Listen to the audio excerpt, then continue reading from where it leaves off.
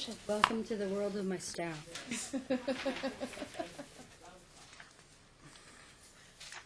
Okay. Good morning. This is case D388292, Dodds versus Dodds. Set today.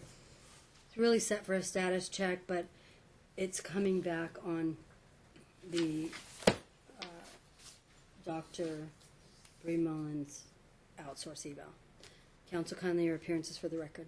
Good morning, Your Honor. Amber Robinson, bar number 10731 on behalf of plaintiff Eric Dodds. Good morning and welcome. Good morning, Your Honor. Judge Frank Cody, burner 5804 on behalf of Mom, who is not present. Do you want her by phone? No, Judge, that's okay. Okay. You guys read this, I'm sure, just like I did. Yes, Judge. And you have thoughts that you'd like to place on the record? My thoughts were just a lot of deflection, Your Honor. I had some concerns about the drug test. There was one or two that Dr. Mullins wanted Jennifer to take, just concerns surrounding getting Jennifer to go take the drug tests. But overall, I mean, it sounds like her opinion is Jennifer will be okay if she follows doctor's recommendations. But that's been the problem all these years, is she doesn't follow those recommendations. So are you saying you would like her to follow the recommendations? And if she does, you feel what? Well, we've proposed settlement to the other side, something along those lines. I think it would maybe help to hear Your Honor's perceptions. Well, let me hear from Frank first, too. Judge, I read the report and thought that it sounded as if Mom with counseling could maintain, for lack of a better term, normal existence, and that would not be averse to the children. I've talked to her about that, and she is inclined to follow the recommendations, especially if the court believes that's a good idea as well. And so we are at the point of where do we go from here? Well, I read it, and... Your Honor, sorry. May I just say one comment about Sure. this, Your Honor? I remember back a short time ago when we were in Your Honor's courtroom that after visiting Mr. Ponzo, where, Your Honor, you had stated that Jennifer can act like Dr. Jekyll and Mrs. Hyde in the right circumstances in front of professionals. She can say the things that she needs to say, and then outside of that, continue to not follow the court orders. So that's one of my big takeaways from it. Besides a lot of the inconsistencies in there, that's one of my concerns of the whole thing, is just being able to follow through for the kid's sake. So I just wanted to put that on record, Your Honor. Well, I think that's kind of what the doctors focused on is, hey, if we're going to see consistency, she was trying to strive for a diagnosis and kind of sift through all this stuff over the years and say, clinically, what really stands true after all of this? And I kind of agree with her. I don't think she's bipolar. I think she probably is very anxious, has a lot of depression, has substance abuse and alcohol and drug issues, and has some panic attack issues, and has always treated it without real psychotherapy. That she's done medicine, and she got a low creat. And she could have stuck around there and done another test the same day, and they would have been able to tell whether she was dirty or not. Well, I would note that she's already been diagnosed bipolar, though, which in my opinion it just goes to some of her actions. They're just abnormal in regards to the children. Right, but sometimes, well, it depends on what they actually saw at the time, but you can be misdiagnosed with a mood disorder, with depression, but not generally with mania. And what she was saying in here, I mean, I don't know if it's true or not, that some of the things that were reported as mania were things that Dad reported, but I don't know. I think the medicine that she's on now she's not being treated for bipolar. She's being treated more for anxiety type stuff and depression. I would like to see her get the therapy consistently, and I'm glad she doesn't have some kind of problem that she wants to take the kids to the doctor. It was just so weird what happened, with the camping trip and I'm from the DEA and just the strange things that she does sometimes, you know, it makes it seem like there's a real problem. Like, I don't know. Her method of doing things sometimes is, she has poor judgment sometimes, very poor judgment. I think, I'm also really surprised that she's made it through so much school. I mean, is it true what she said in here that you didn't let her finish school? No, that's not true, Your Honor. I was wondering about that. Like, why wouldn't she finish and get a degree? She had a choice to stay down in California, Your Honor. When I went down there, this was 2005, 2006, when I went down there in 2006 to get the things. And it also isn't true that I left with the kids in the middle of the night. She told me to get the F out of the house and take the effing kids with me. But that was 10 years ago. So. Did you have one class left? Yeah, I mean, she could have definitely gone down there, traveled, commuted. When we were reconciling and came back up here, we looked at all kinds of options for her to be able to finish her degree from up here, but she didn't go that route. So, yeah, it was definitely not, I'm not in control of that, Your Honor. Well, I would like to see her follow the recommendations and do the weekly or biweekly therapy, stay on the medicine, and have a regular therapist, somebody that she can bond with, and, you know, have a therapist and a psychiatrist that can work together. It'd be good if they were in the same office even. I don't know if she has somebody right now that, well, she has Coy. I don't know if there's somebody in that office that could be her therapist also. But I think the people need to work together because she does have kind of inconsistent history, and it'd be good if both those professionals could be kind of a tag team for her, you know? Well, is Your Honor still inclined for an evidentiary hearing? Because this came off of evidentiary hearing because we've been waiting so long on this report.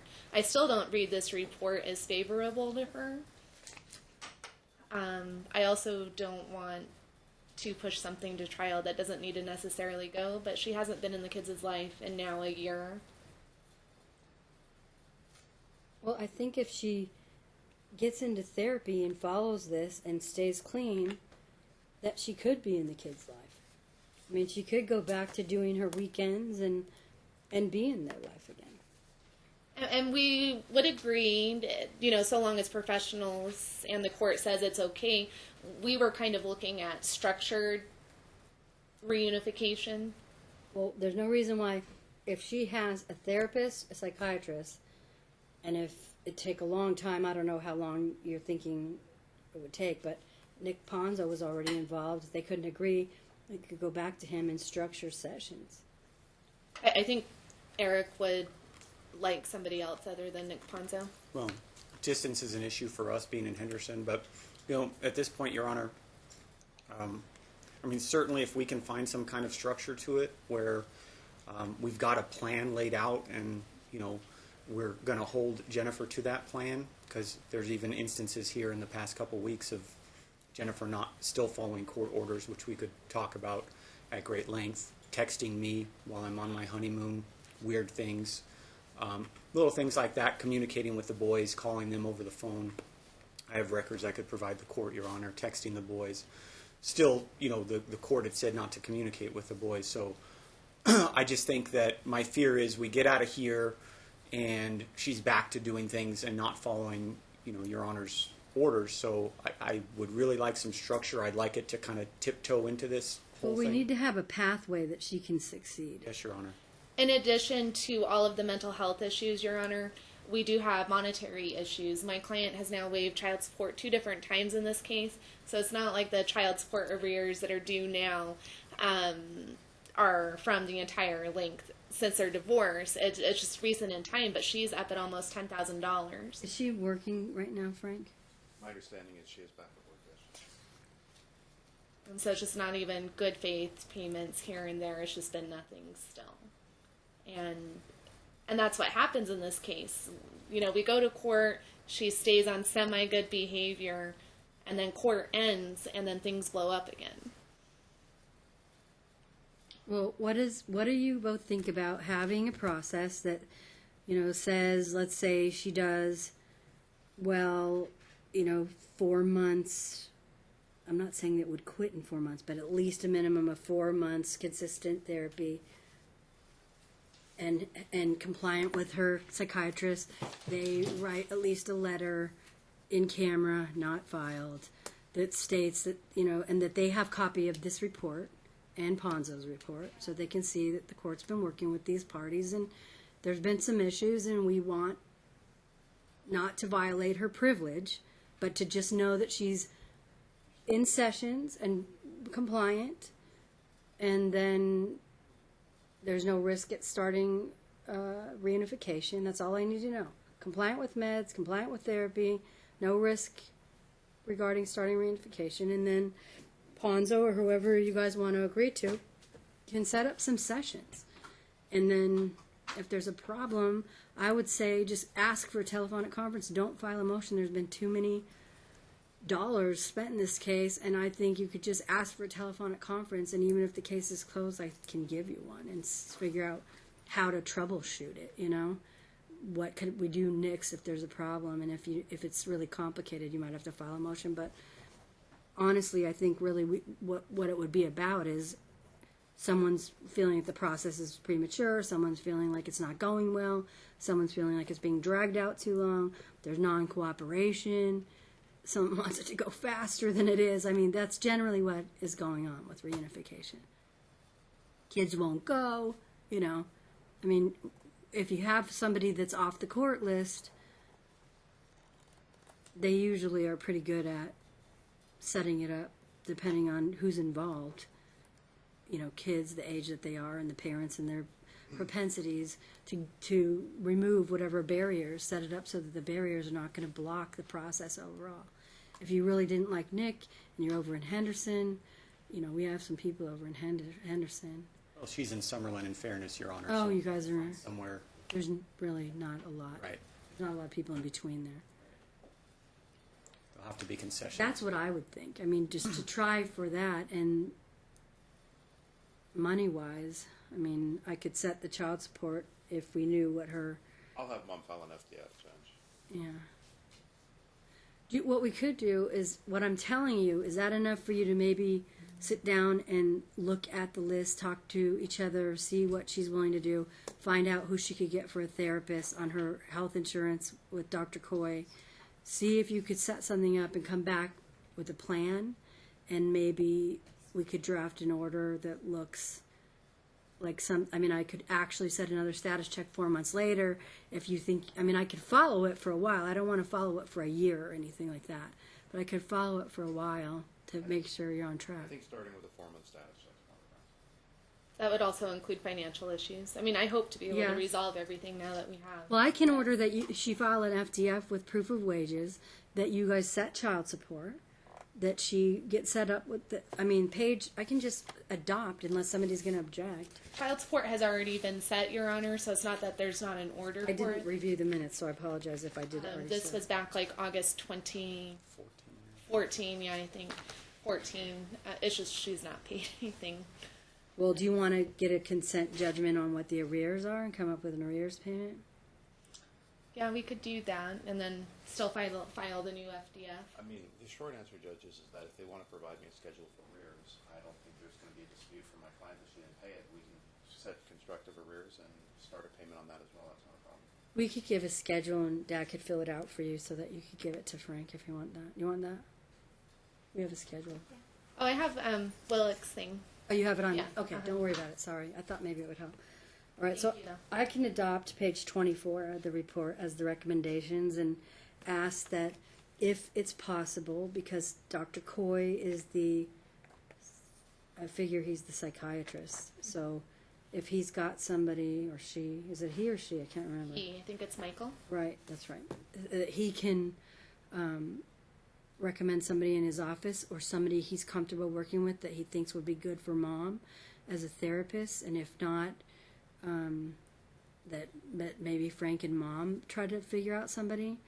I would suggest somebody like Pam Goldberg at the Center for Emotional Wellness or Emotional Healing. Center for Emotional Healing.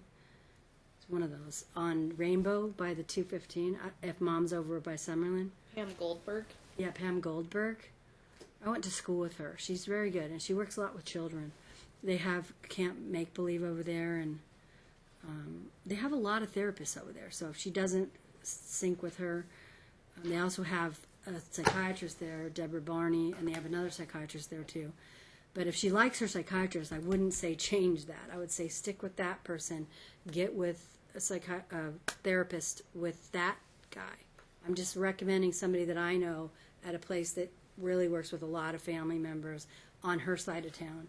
I just don't know that many psychiatrists because we really don't work with a lot of them here, and I'm out of that mental health field for a long time now. Okay, Judge. So like 45 days, should I see you maybe, or 4 months? You were saying 4 You months. do it all yourself without me on with that?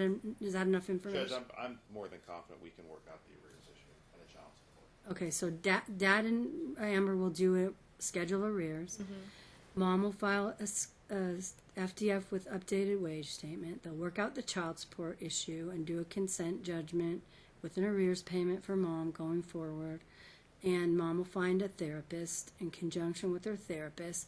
After 4 months, they will each write like short letter, not violating the privilege, advising if she's compliant with her. Well, first, they will get a copy of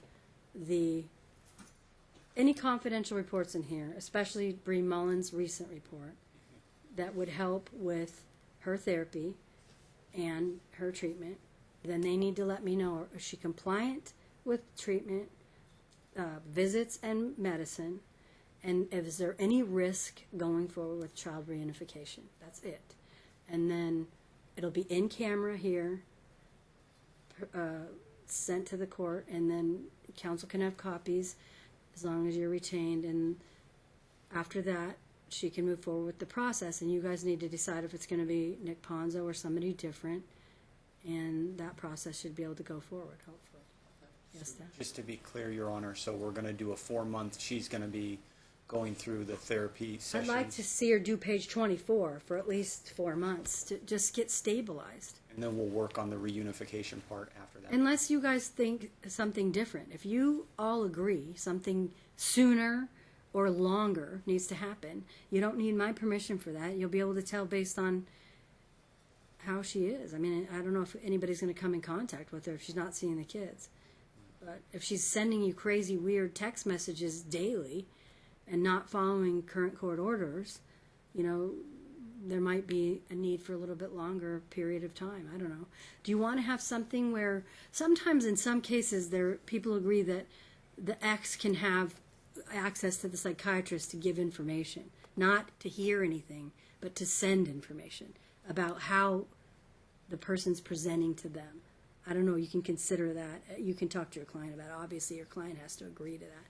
But that's one thing that sometimes when somebody presents like Jennifer, where it seems like she seems one way one day and another way another day, and it's very subtle differences, and people really perceive her in different ways. Sometimes it helps if you hear from several people what, you know, the psychiatrist hears clinically, enough information that they can kind of understand what's really happening. So that might be an idea if you get to the end of 4 months and you guys are saying, no, this can't be happening because here's what I've got going on. And Frank, you're saying my guy, my girl feels like she's doing great. So just an idea. Maybe you could wait 4 months, but then she's going to say, why didn't you tell me earlier? You know, you could have talked to my psychiatrist a long time ago. So it's just an idea to talk about whether, not that Dad could get information about her, but could he transmit information to the psychiatrist?